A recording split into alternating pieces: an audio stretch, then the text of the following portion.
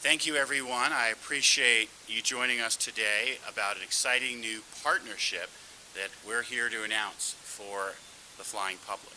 We have a number of public officials here today. I'd love to acknowledge a few of them.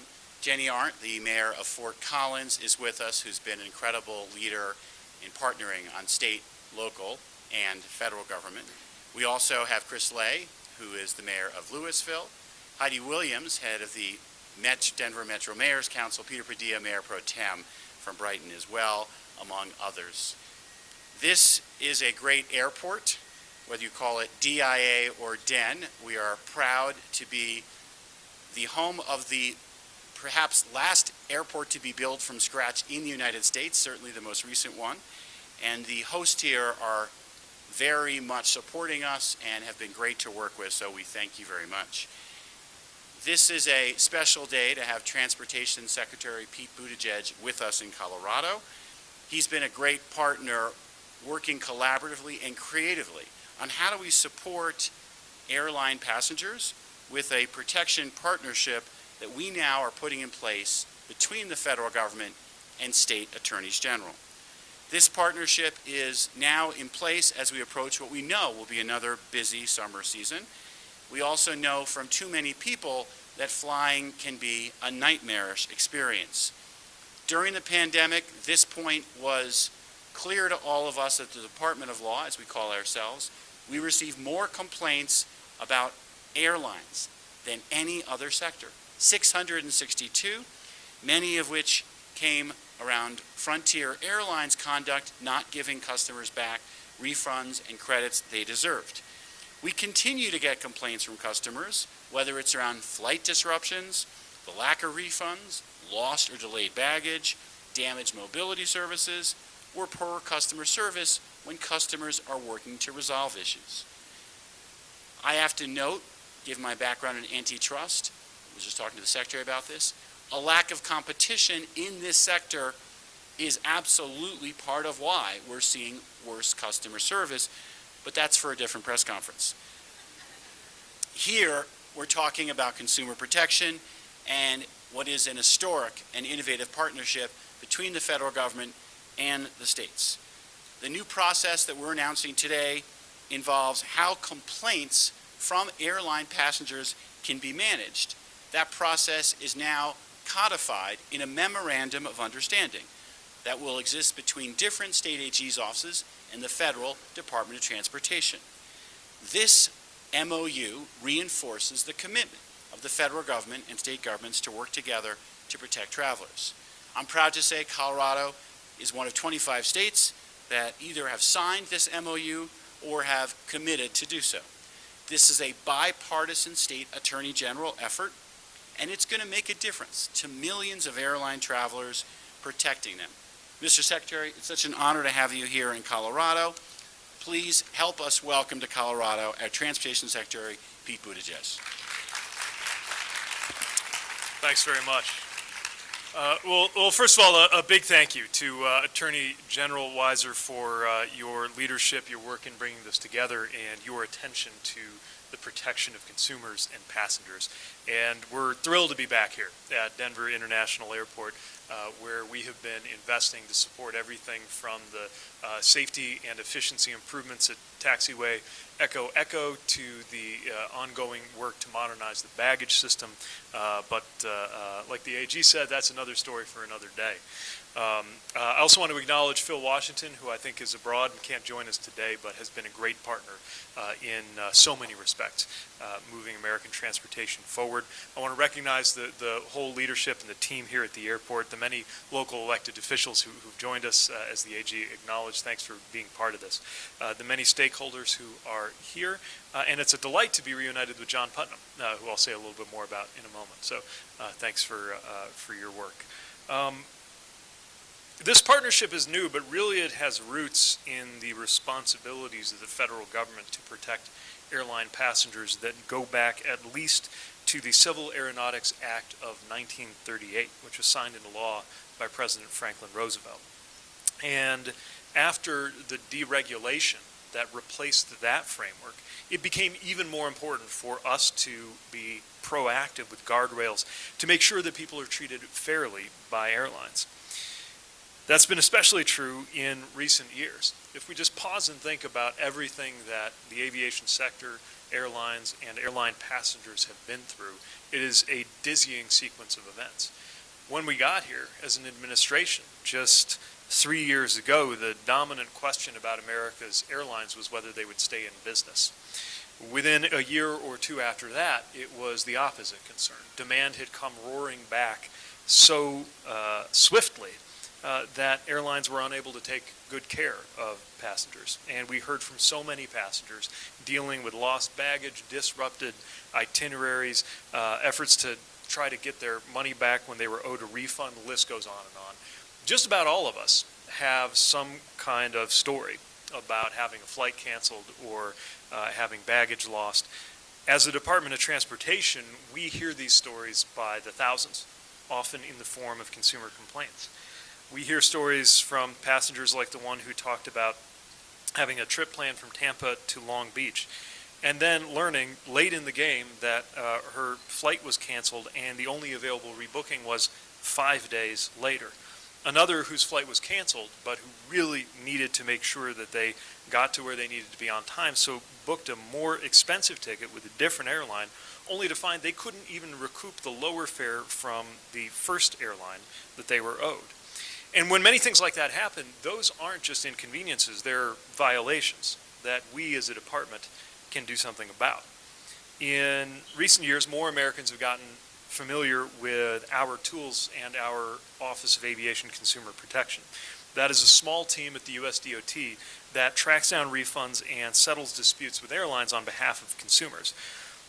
Their work on not just the enforcement but the development of our consumer protection rules has been an extraordinary benefit to the 2 million plus passengers who travel every day through airports, including this one.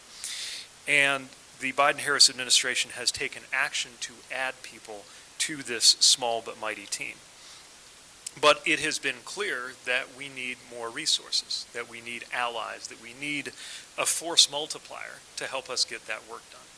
Meanwhile, many of America's attorney generals have experienced an equal and opposite frustration, which was many passengers and customers coming to them, and yet there being a federal framework in which the states are not empowered to take direct enforcement action. So you got us at the federal level looking for more resources, and then you've got all these resources and leadership at the state level eager to do more to support the people that they serve.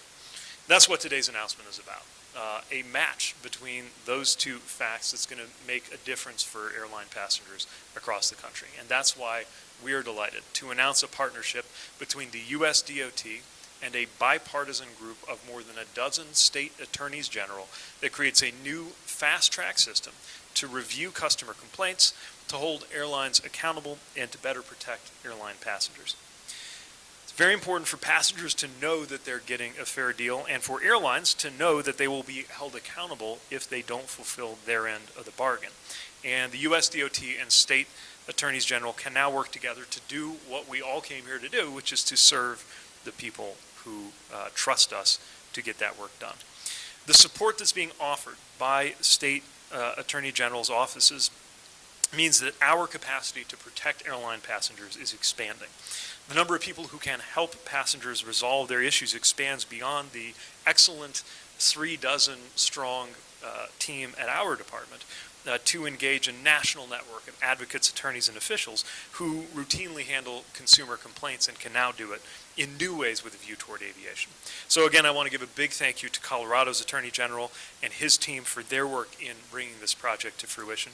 I also want to thank our own US DOT Office of General Counsel, which was led by John Putnam at the time that this concept was first being cooked up. So we're doubly thankful for him, both for the work that he rendered when we were colleagues and the work that he continues to do here in the state of Colorado. And we can only accept his departure from our ranks because we know he's doing such good work here. So thank you, John, for everything you do. And our acting general counsel, Subhash Iyer, who has been working closely with Attorney General Weiser on this bipartisan agreement that's already engaged attorneys general from red and blue states and territories, from here in the Rockies to the Virgin Islands.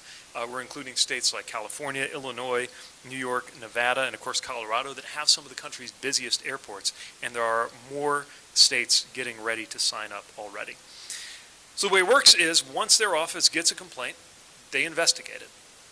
If the state AG determines that the airline violated the law, or importantly, if they determine that the airline is not cooperating with their state investigation, they can refer those complaints to our department through a newly established reporting process, and we will fast track our review of those potential violations. In the event that our review determines that enforcement action is warranted, we provide state AGs access to our new modernized consumer complaint system to support those enforcement efforts. There's a lot more work still to do to make sure passengers get the fairest and best flights and service possible, but this partnership is a big step forward. And today's announcement is the latest in a series of actions to make passengers better off. Of course, our preference is that passengers not experience these problems in the first place. After unacceptable levels of cancellations by 2022, we pressed airlines wherever necessary and worked with them wherever appropriate to help bring cancellations to a 10-year low in 2023. This year's off to a good start. We're seeing cancellations stay below 2%, about 1.5% last time I checked, which is well below the average rate. And we're going to keep engaging airlines to keep that up. When something does go wrong, there needs to be accountability. It's why we launched flightrights.gov to provide passengers with a comprehensive resource that details the full scope of their rights.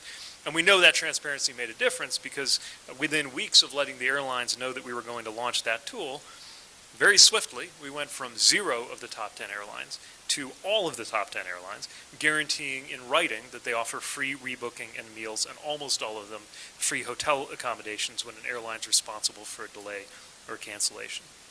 We've set records for tough penalties, including the $140 million enforcement action against Southwest Airlines for the 2022 Christmas meltdown. And I would note that one action is more than double what DOT had levied against airlines over the 2 decades before we got here.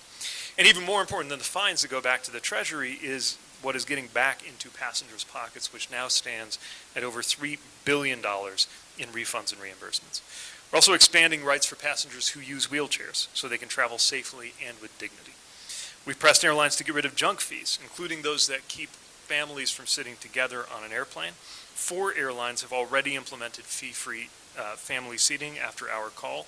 We're preparing an industry-wide ban on the practice so that no parent has to pay extra to sit next to their kids, but our message to the airlines is, why wait? You can go ahead and offer that right now, and we think that you should. And of course, the most important thing of all is the work that is maintaining the safety record of the United States to continue ensuring air travel is our safest form of transportation. I think it's safe to say that air travel in general and U.S. air travel safety in particular are civilizational achievements that require constant attention and maintenance. Travel is everything from everyday work routine for some to the adventure of a lifetime for others. And we need to make sure that that experience is secure and that that experience is fair. So we are thrilled with this new example of how states and the federal government can cooperate to make passengers better off. We are so thankful to everybody who has participated to date and inviting every state and territory, if they haven't already, to join us in the effort. With that, I'll return it to AG Weiser to round us out for our separate opportunity for media questions. Thank you. Thank you, Secretary Buttigieg. And I just want to give a big shout out to the Biden-Harris administration for a commitment to competition and consumer protection policy. What you just heard was a record of fines and action surpassing everything that preceded it. This is a new day for consumer protection. This agreement is about what we might call a cooperative federalism. How does the federal government and the states work together in harmony with respect for the role of states? It's no accident we have this agreement when we have a former mayor who brings a Colorado state government official into his work. We need to recognize that our work together is a team sport. At our best, we're supporting one another and we're finding creative ways to be in partnership. There are members of my team that deserve some real shout outs here. Nathan Blake, our Deputy for Consumer Protection, actually started working on this initiative when he was, believe it or not, working for Tom Miller in Iowa. We hired him. He continued to work on it with my counsel, Shaylin Kettering. They've brought this to fruition. Cynthia Garcia is our consumer engagement lead. All those complaints I mentioned, Cynthia has overseen them.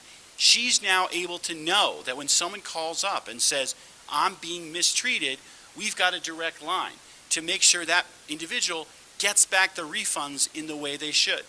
Many of the people I mentioned during the pandemic said, the flight got canceled because of public health reasons. And then I was told I've got to rebook a new flight within 90 days or I lose everything. Or they rebooked one flight and they're told you can't use the rest of your credit. That's unacceptable. We've got a way to make sure we can hold them accountable. I do want to say that the ideal world would be one where states are given formal authority to enforce consumer protection law alongside the Department of Transportation. Congress has failed to act on that thus far, but we are not waiting for action. The Department of Transportation is taking this partnership and empowering us to be good partners. This is going to make a real difference for consumers, ensuring that when they bring complaints, we can get action.